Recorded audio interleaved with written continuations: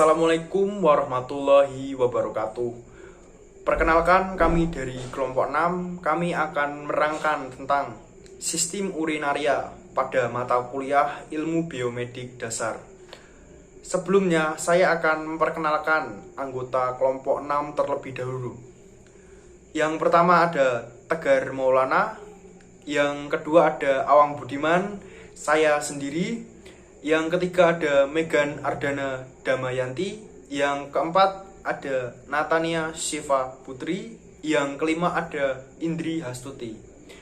Oke, mari kita simak video selengkapnya.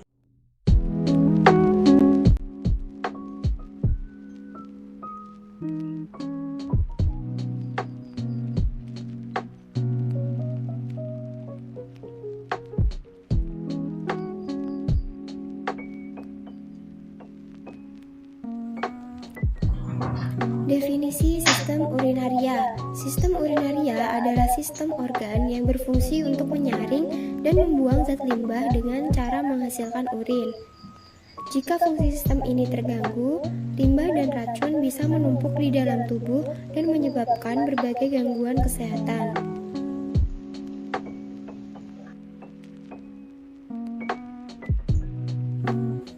Sistem urinaria terdiri dari ginjal, ureter, kandung kemih, dan uretra atau saluran kencing.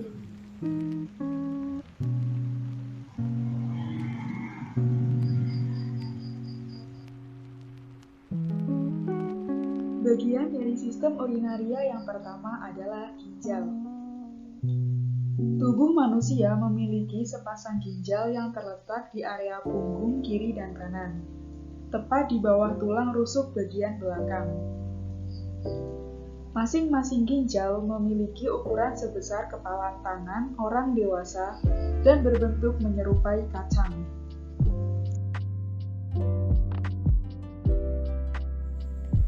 Fungsi utama ginjal yaitu 1. Mengatur jumlah air dalam darah. 2. Menyaring zat limbah atau sisa metabolisme tubuh. 3. Mengatur pH atau tingkat keasaman darah. 4. Menghasilkan hormon yang berfungsi untuk mengendalikan tekanan darah dan produksi sel darah merah.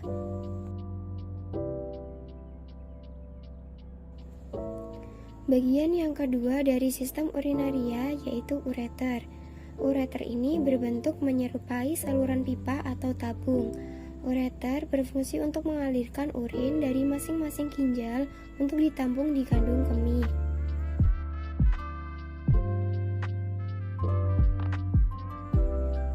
Selanjutnya, bagian yang ketiga dari sistem urinaria adalah kandung kemih. Organ yang berada di dalam perut bagian bawah ini bertugas menyimpan urin.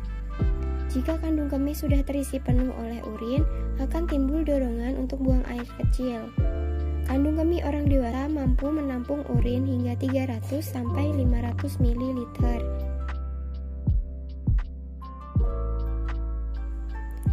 Bagian yang terakhir dari sistem urinaria yaitu uretra. Uretra atau saluran kencing adalah saluran yang menghubungkan antara kandung kemih ke lubang saluran kemih pada ujung penis atau vagina.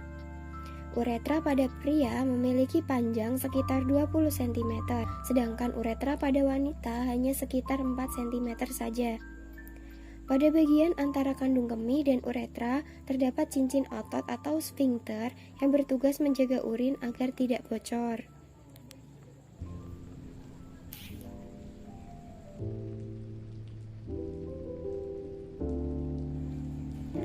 Beberapa penyakit yang dapat menyerang sistem urinaria antara lain infeksi saluran kemih dan batu saluran kemih, inkontinensia urin dan uretritis, sindrom nefrotik, sindrom nefritik, dan gagal ginjal.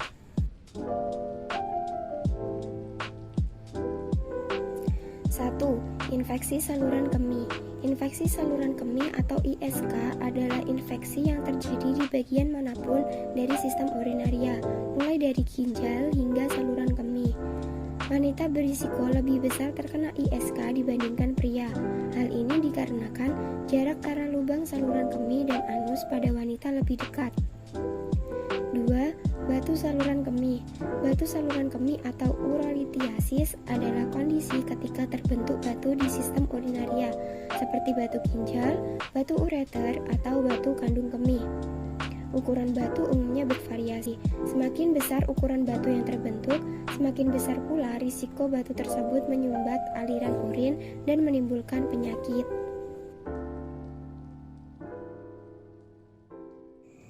Tiga, inkontinensia urin adalah kondisi ketika fungsi otot atau syaraf pada kandung dan saluran kemih mengalami gangguan, sehingga tidak dapat mengendalikan proses buang air kecil.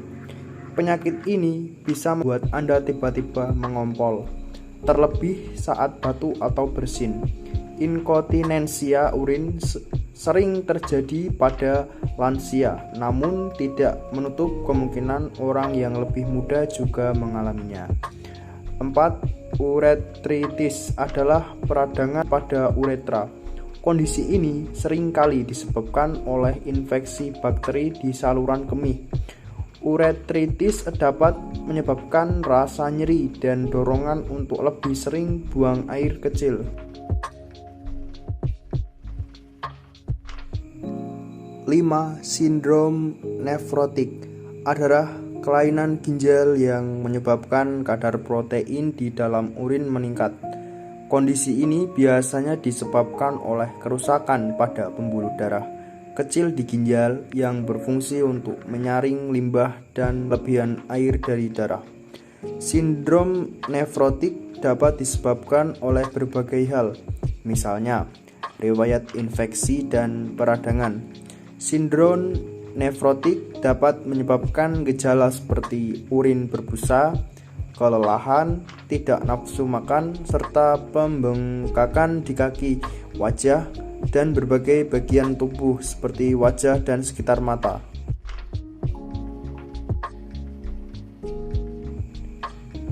6. Sindrom nefritik adalah pembengkakan atau peradangan pada ginjal. Kondisi ini dapat menyebabkan nyeri panggul, buang air kecil lebih sering dan terasa nyeri, urin tampak keruh atau kemerahan, sakit pinggang atau perut, serta pembengkakan di wajah dan kaki. Jika tidak segera diobati, sindrom nefritik dapat menyebabkan gagal ginjal. 7. Gagal ginjal terjadi ketika ginjal tidak mampu menyaring darah dan membuang cairan serta zat limbah tubuh. Kerusakan ginjal dapat menyebabkan gagal ginjal. Dapat disebabkan oleh beberapa hal, mulai dari efek samping obat-obatan, cedera berat pada ginjal, dehidrasi, hingga penyakit tertentu seperti hipertensi dan diabetes menahun yang tidak ditangani dengan baik.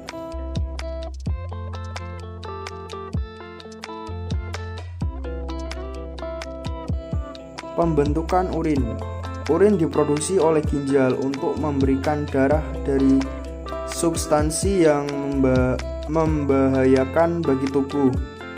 Darah dibersihkan oleh jutaan nefron yang terdapat pada ginjal untuk menyaring produk-produk limbah, racun, kelebihan air, dan menghilangkan limbah nitrogen dalam bentuk terkonsentrasi tidak beracun.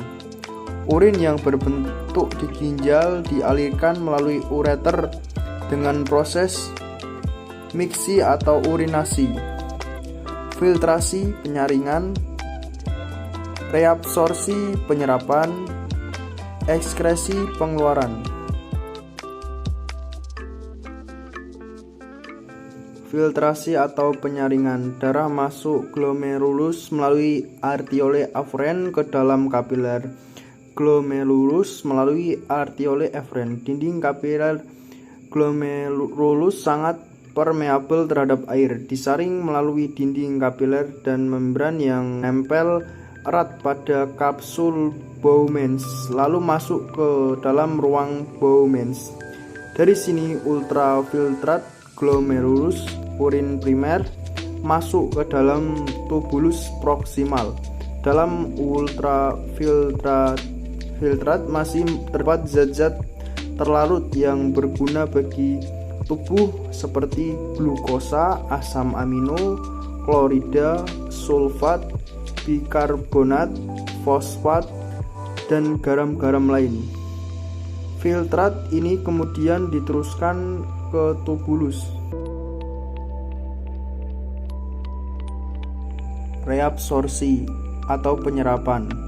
Zat-zat dalam ultraviolet yang berguna bagi tubuh akan direabsorpsi di tubulus chondrotus proximal seperti glukosa, air, asam amino.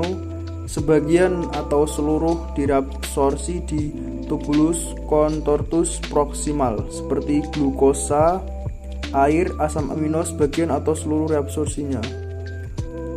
Filtrat tubulus urin sekunder akan memasuki lobe of Henle.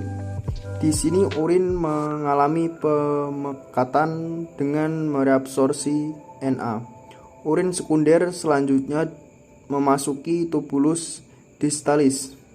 Pada tubulus distalis terjadi penyerapan elektrolit dan air. Bila tubuh mengalami defisit cairan, maka air lebih banyak direabsorpsi dengan mereabsorpsi Na dan K+ serta H+ disekresi sebagai pengganti Na yang ditahan.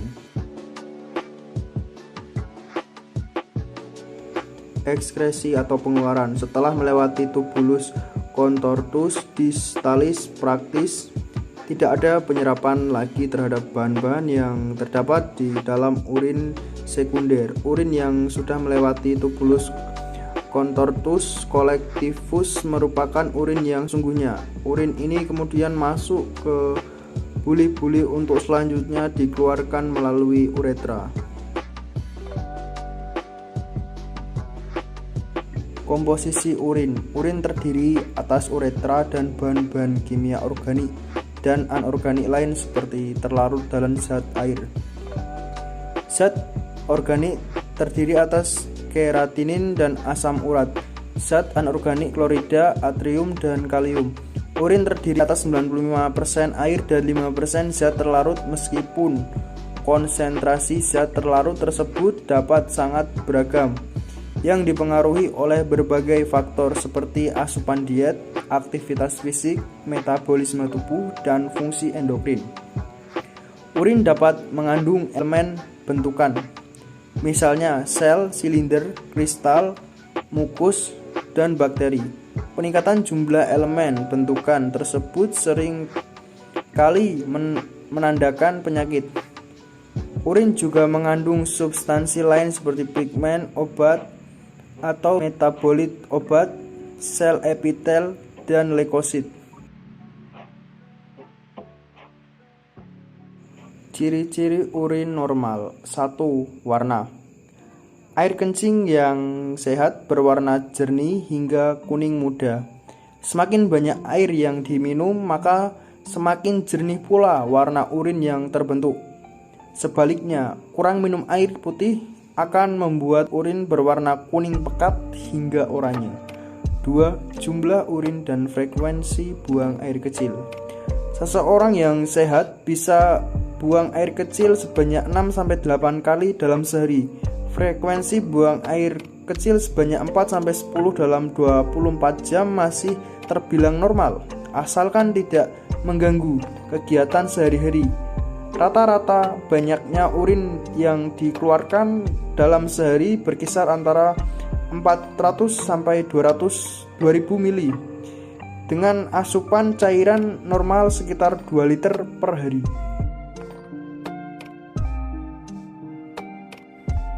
Yang ketiga yaitu bau urin yang normal. Wajar jika semua urin menimbulkan bau yang kurang sedap, sebab dalam air seni terkandung berbagai zat buangan hasil metabolisme tubuh. Salah satu zat yang paling berpengaruh dalam membuat urin berbau adalah amonia.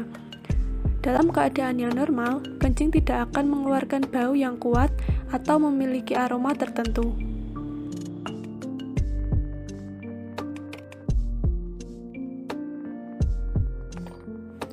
Cara menjaga kesehatan urin. Yang pertama, kita harus mengkonsumsi banyak buah dan sayuran. Lalu, selain buah dan sayuran, kita juga harus rutin meminum air putih sebanyak 8 gelas sehari. Dan untuk mengimbangi makanan tersebut, kita juga harus rajin berolahraga. Selain itu, kita juga harus menjaga berat badan agar tetap normal.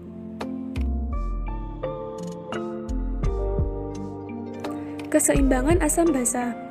Keseimbangan asam basa terkait dengan pengaturan konsentrasi ion H bebas dalam cairan tubuh. pH rata-rata darah adalah 7,4, sedangkan pH darah arteri adalah 7,45 dan pH darah vena yaitu 7,35.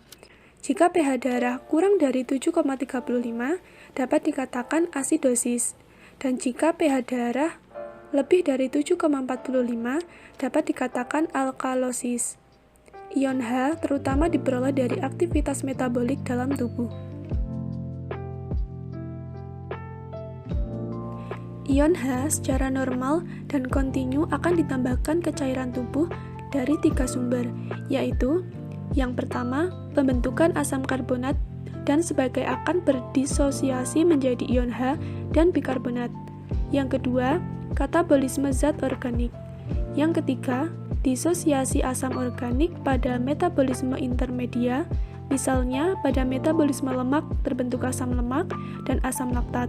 Sebagian asam ini akan berdisosiasi melepaskan ion H.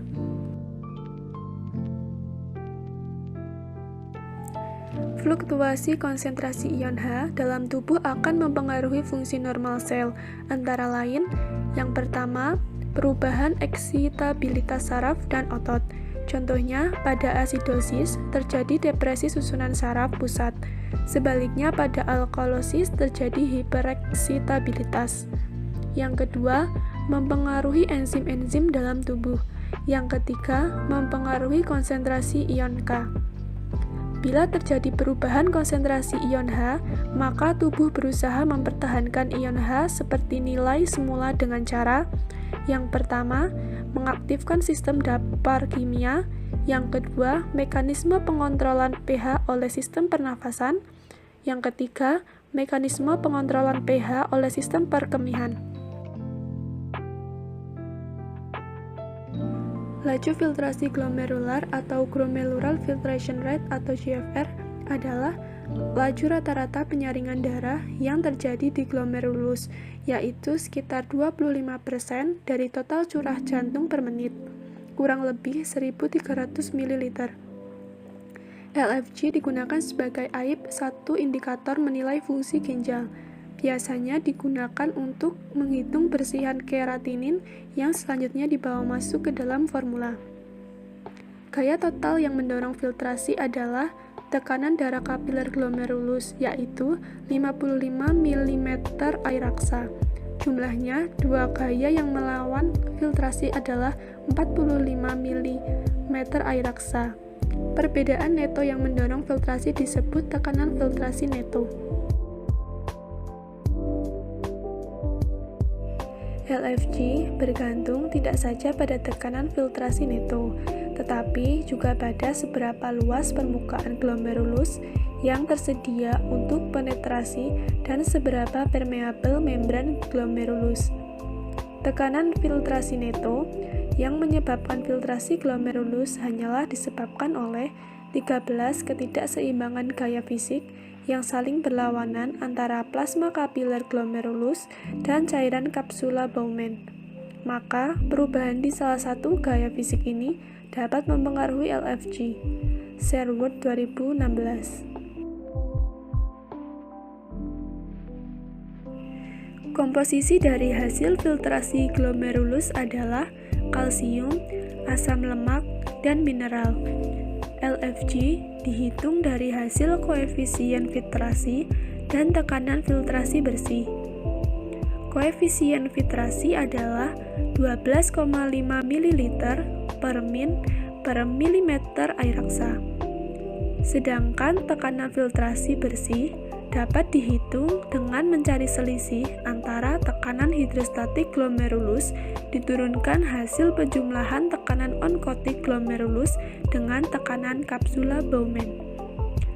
Nilai normal LFG adalah 90-120 ml per min per 1,73 meter kubik.